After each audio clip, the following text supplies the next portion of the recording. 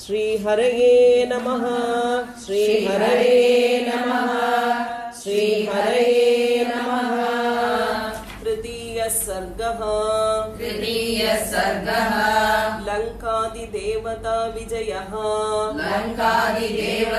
विजयः सलम्बशिखरे लम्बे लम्बतो यदसन्निभे सलम्बशिखरे लम्बे लम्बतो यदसन्निभे सत्त्वमास्थाय मेधावी हनुमान् मारुतात्मजः सत्त्वमास्थाय मेधावी हनुमान् मारुतात्मजः सलम्बशिखरे लम्बे लम्बतो यदसन्निभे सत्त्वमास्थाय मेधावी हनुमान् मारुतात्मजः। निशिलङ्का महासत्त्वो विवेश कपिकुञ्जरः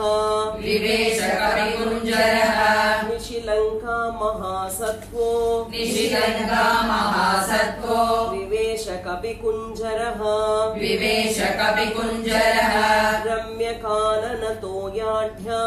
रम्यकाननतोयाढ्याम् पुरीं रावणपालिताम् रम्यकाननतोयाढ्याम् पुरीं रावणपालिताम् निशिलङ्का महासत्त्वो विवेश कपिकुञ्जरः रम्यकाननतोयाढ्याम् पुरीं रावणपालिताम्। शारदाम्बुदरप्रख्यैः भवनैरुपशोभिताम् शारदाम्बुदरप्रख्यैः भवनैरुपशोभिताम्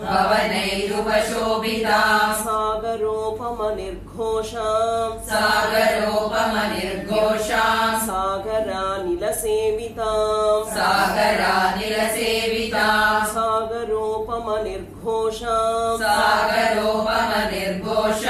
सागरानिलसेविताम् शारदाम्बुदरप्रख्यैः भवनैरुपशोभिताम् सागरोपमनिर्घोषाम् सागरानिलसेविताम् सुपुष्टबलसंगुप्ताम् यथैव विटपावतीम् सुपुष्टबलसंगुप्ताम् यथैव विटपावतीम्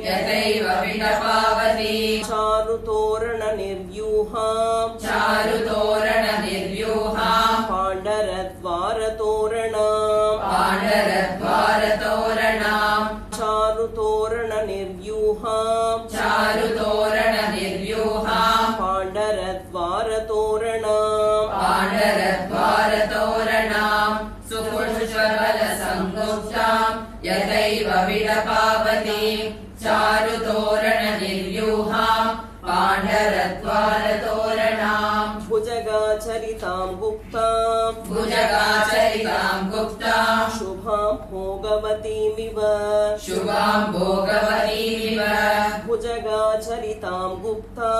भुजगाचरिताम् गुप्ताम् शुभाम् भोगवतीमिव ताम् सविद्युद्घनाकीर्णाम् ज्योतिर्गणनिषेविताम्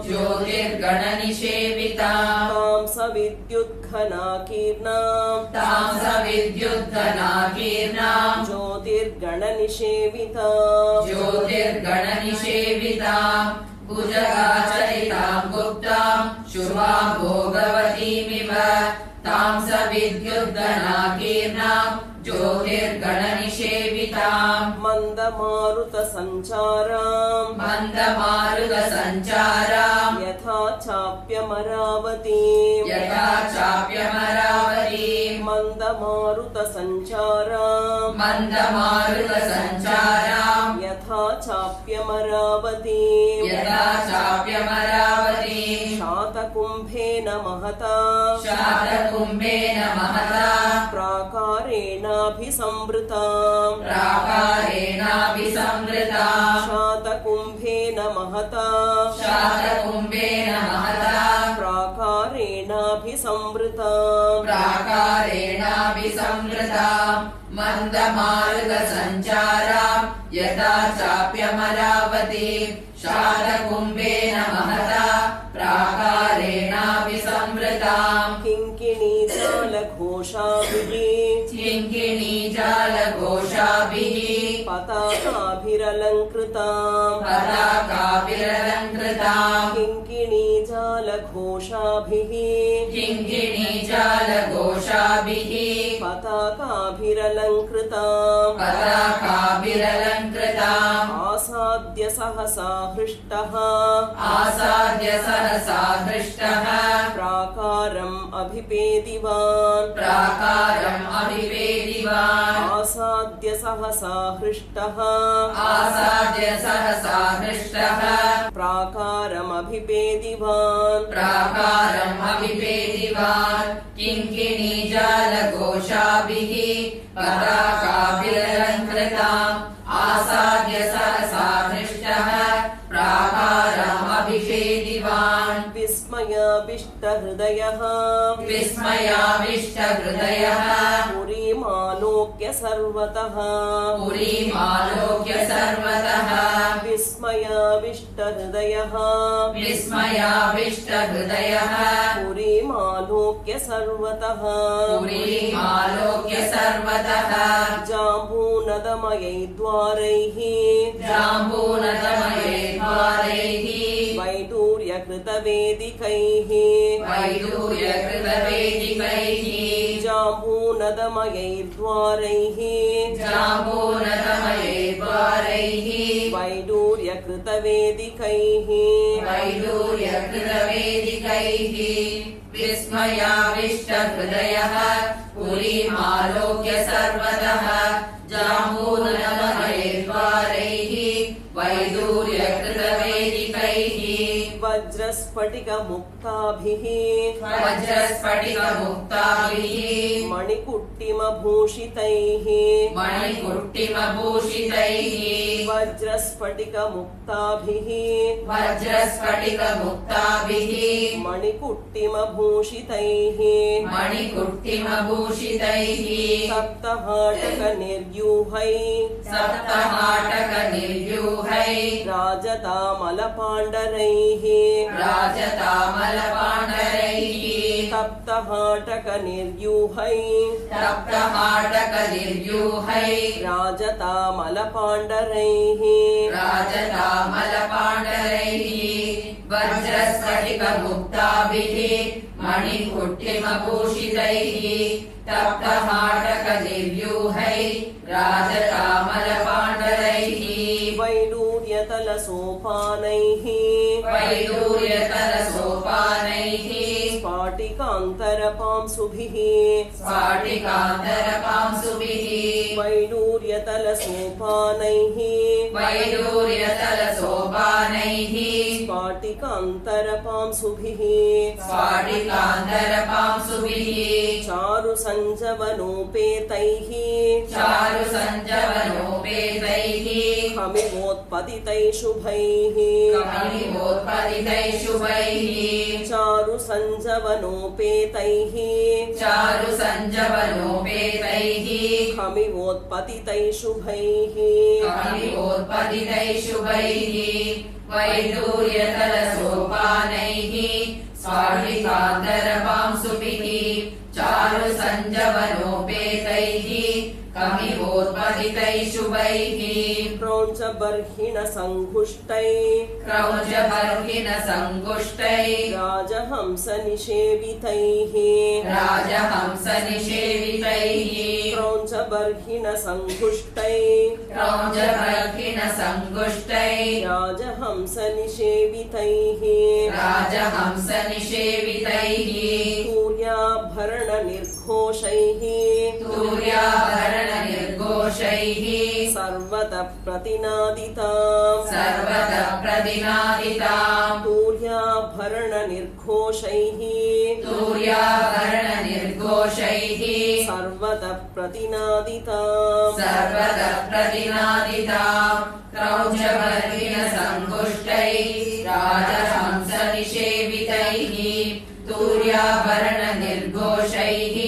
सर्वतः प्रतिनादिताम् वस्वोकसारा प्रतिमाम् वस्वोकसारा प्रतिमाम् समीक्ष्य नगरीं ततः समीक्ष्य नगरीं ततः वस्वोकसारा प्रतिमाम् वस्वोकसारा प्रतिमाम् समीक्ष्य नगरीं ततः समीक्ष्य नगरीं ततः हमिवोत्पतितां लङ्काम् कविवोत्पतिताम् लङ्काम् जहर्ष हनुमान् कपिः जहर्ष हनुमान् कपिः हमिवोत्पतितां लङ्काम् कविवोत्पतिताम् लङ्काम् जहर्ष हनुमान् कपिः जहर्ष हनुमान् कपिः वस्वोकसारा प्रतिमाम् समीक्ष्य नगरीं ततः कविवोत्पतिताम् लङ्काम् जहर्ष हनुमान् कपिः तां समीक्ष्य पुरीं लङ्काम् तां समीक्ष्य पुरीं लङ्काम् राक्षसाधिपते शुभाम् राक्षसाधिपते शुभाम् तां समीक्ष्य पुरीं लङ्काम् तां समीक्ष्य पुरीं लङ्काम् राक्षसाधिपते शुभाम् राक्षसाधिपते शुभाम् अनुत्तमां वृद्धिमतीम् अनुत्तमां वृद्धिमतीम् चिन्तयामास वीर्यवान् चिन्तयामास वीर्यवान् अनुत्तमां वृद्धिमतीम् अनुत्तमां वृद्धिमतीम् चिन्तयामास वीर्यवान् चिन्तयामास वीर्यवान् तां समीक्ष्य पुरीं लङ्काम् राक्षसाधिपते शुभाम् अनुत्तमां वृद्धिमतीम् चिन्तयामास वीर्यवान् नेयमन्येन नगरी नेयमन्येन नगरी शक्या दर्शयितुं बलात् शक्या दर्शयितुं बलात् नेयमन्येन नगरी नेयमन्येन नगरी शक्या दर्शयितुं बलात् शक्या दर्शयितुं बलात् रक्षिता रावणबलैः रक्षिता रावणबलैः उद्यतायुधधारिभिः उद्यतायुधधारिभिः रक्षिता रावणबलैः रक्षिता रावणबलैः उद्यतायुधधारिभिः उद्यतायुधधारिभिः नेयमन्येन नगरी शक्या दर्शयितुं बलात् रक्षिता रावणबलैः उद्यतायुधधारिभिः कुमुदाङ्गदयोर्वापि कुमुदाङ्गदयोर्वापि सुषेणस्य महाकपेः सुषेणस्य महाकपेः कुमुदाङ्गदयोर्वापि कुमुदाङ्गदयोर्वापि सुषेणस्य महाकपेः सुषेणस्य महाकपेः प्रसिद्धेयं भवेद्भूमिः प्रसिद्धेयं भवेद्भूमिः मैन्दद्विविधयोरपि मैन्दद्विविधयोरपि प्रसिद्धेयं भवेद्भूमिः प्रसिद्धेयं भवेद्भूमिः मैन्दद्विविधयोरपि मैन्दद्विविधयोरपि कुमुदाङ्गदयोर्वापि सुषेणस्य महाकपेः प्रसिद्धेयं भवेद्भूमिः मैन्दद्विविधयोरपि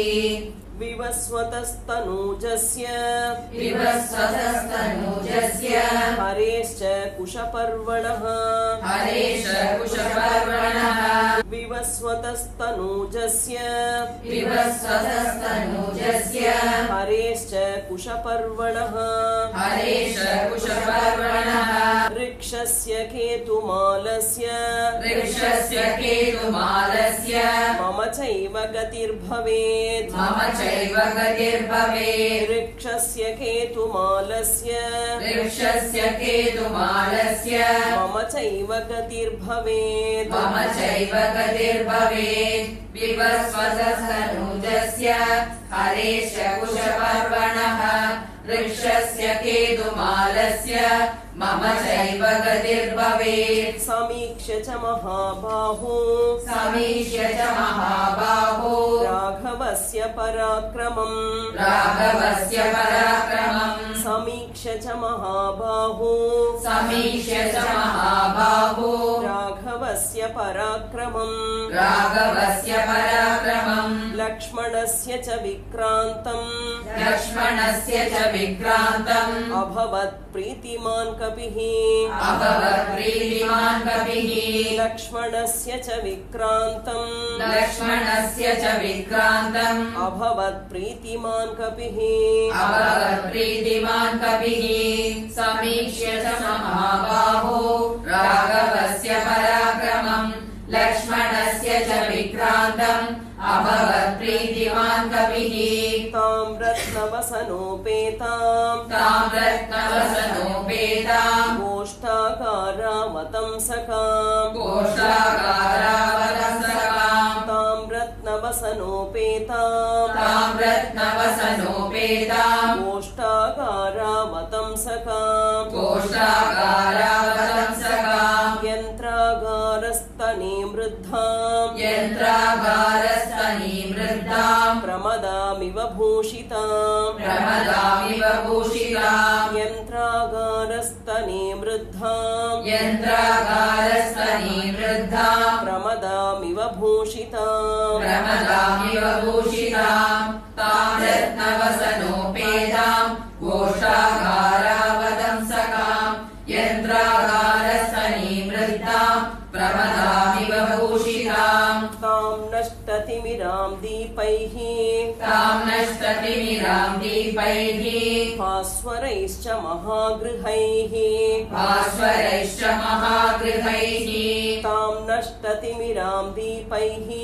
ताम् नष्टतिमिराम् दीपैः भास्वरैश्च महागृहैः भास्वरैश्च महागृहैः नगरीं राक्षसेन्द्रस्य नगरीं राक्षसेन्द्रस्य ददर्श स महाकपिः ददर्श स महाकपिः नगरीं राक्षसेन्द्रस्य नगरीं राक्षसेन्द्रस्य ददर्श स महाकपिः ददर्श स महाकपिः ताम् नष्टतिमिराम् दीपैः भास्वरैश्च महागृहैः नगरीं राक्षसेन्द्रस्य ददर्श स महाकपिः अथ सा हरिशार्दूलम् अथ सा हरिशार्दूलम् प्रविशन्तम् महाबलम् प्रविशन्तम् महाबलम् अथ सा हरिशार्दूलम् अथ सा हरिशार्दूलम् प्रविशन्तम् महाबलम् प्रविशन्तम् महाबलम् नगरी स्वेन रूपेण नगरी स्वेन रूपेण ददर्श पवनात्मजम् ददर्श पवनात्मजम् नगरी स्वेन रूपेण नगरी स्वेन रूपेण ददर्श पवनात्मजम् ददर्श पवनात्मजम् अथ सा हरिशार्दूलम् प्रविशन्तम् महाबलम् नगरी स्वेन रूपेण ददर्श पवनात्मजम् सातं हरिवरं दृष्ट्वा सातं हरिवरं दृष्ट्वा लङ्का रावणपालिता लङ्का रावणपालिता सातं हरिवरं दृष्ट्वा सातं हरिवरं दृष्ट्वा लङ्का रावणपालिता लङ्का रावणपालिता स्वयमेथोतिता तत्र स्वयमेवोदिता तत्र विकृताननदर्शन विकृताननदर्शना स्वयमेवोत्थिता तत्र स्वयमेवोदिता तत्र विकृताननदर्शन विकृताननदर्शना सातं हरिवरं दृष्ट्वा लङ्का रावणपालिता स्वयमेवोदिता तत्र विकृताननदर्शना कपिवर्यस्य पुरस्तात् कपिवर्यस्य वायुसूनोरतिष्ठत वायुसूनोरतिष्ठत पुरस्तात् कपिवर्यस्य